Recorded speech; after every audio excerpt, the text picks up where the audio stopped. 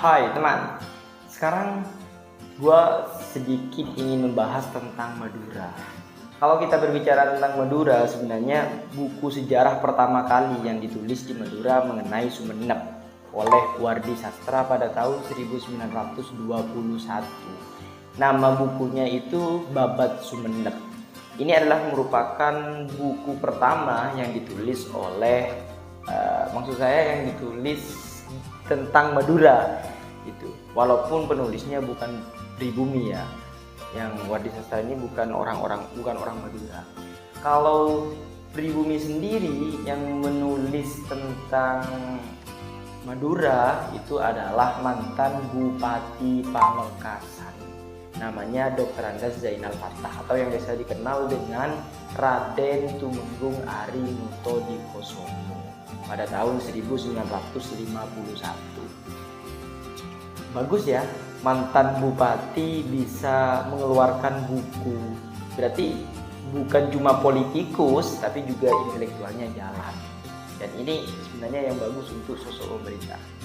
Jadi buku yang dikarang oleh Dr. Andes Zainal Fathah berjudul Sejarah Caranya Pemerintahan Daerah-Daerah di Kepulauan Madura dan Hubungannya. Ini merupakan buku pertama yang ditulis oleh pribumi tentang Madura pada tahun 1951. Ini kan baru awal-awal banget ya dari kemerdekaan 1945. Jadi selisih hanya berapa 6 tahunan lah. Dan setelah itu ketika Sumenep dipimpin oleh Dr. Andes Abdurrahman sebagai bupati pada tahun 1963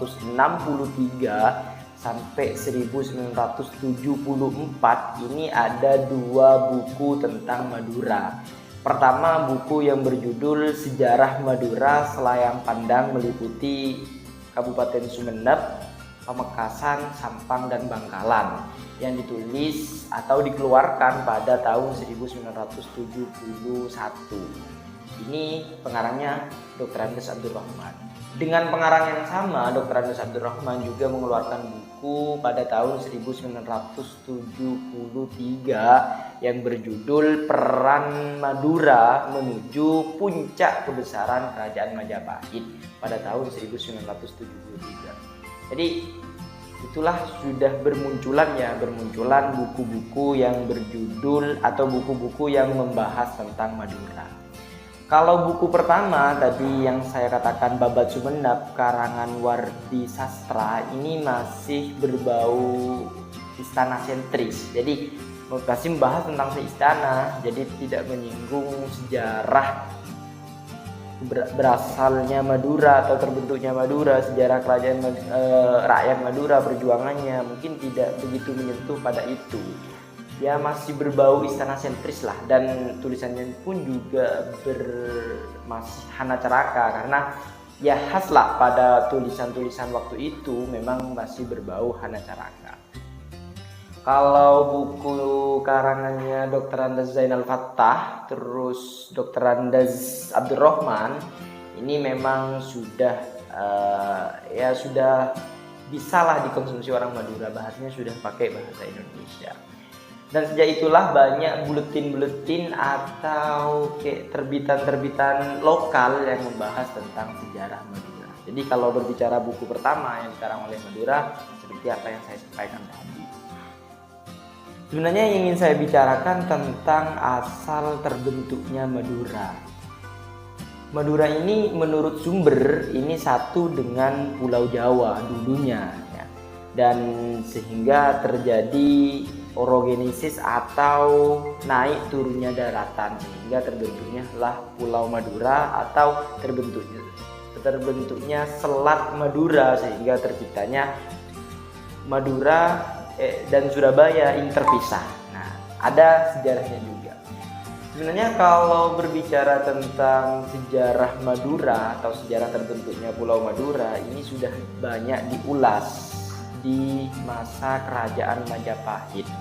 Salah satu bukunya adalah buku karangan Empu Pranca pada tahun 1965.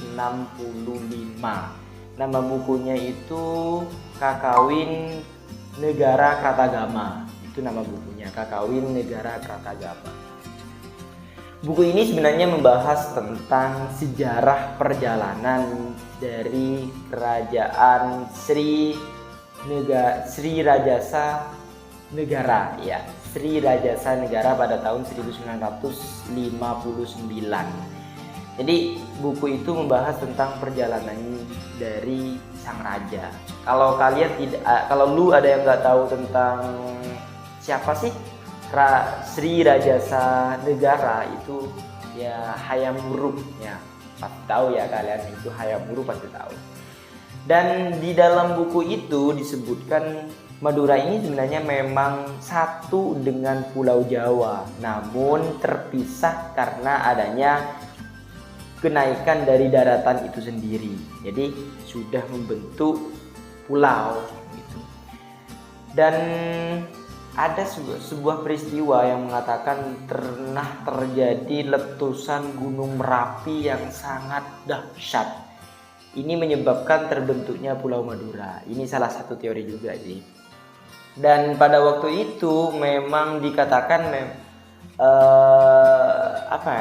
dikatakan ini adalah awal terbentuknya Pulau Madura. Walaupun secara tahun tidak disebutkan ini munculnya tahun berapa, tidak disebutkan.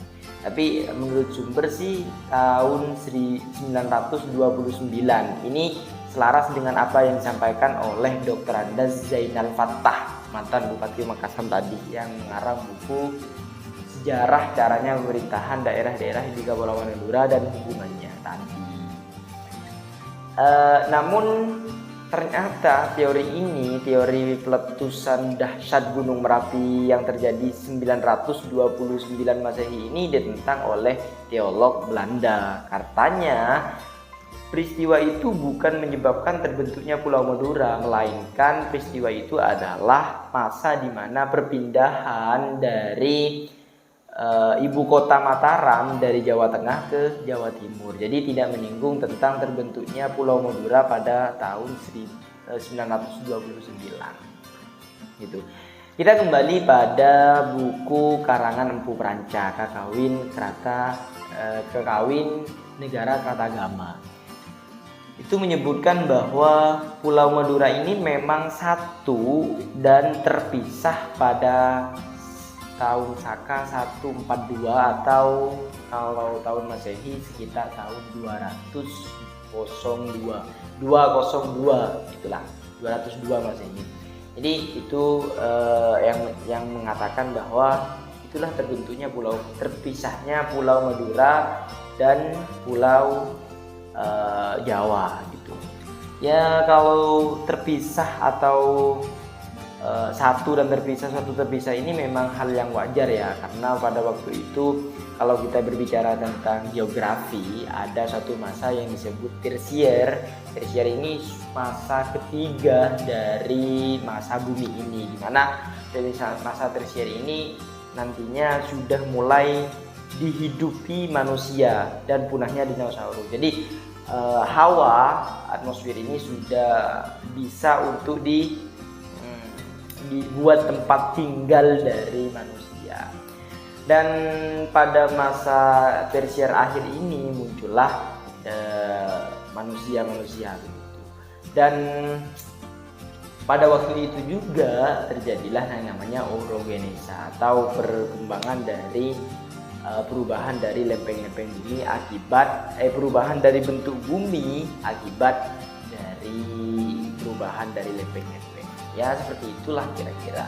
Jadi kalau kita mengaca pada buku Kakawin Negara Kratagama karangan Empu Pranca, bahwa pisahnya Pulau Madura dan Pulau Jawa ini terjadi pada tahun 202 sebelum Masehi. Ya, itulah mungkin yang bisa saya sampaikan. See you at the next video.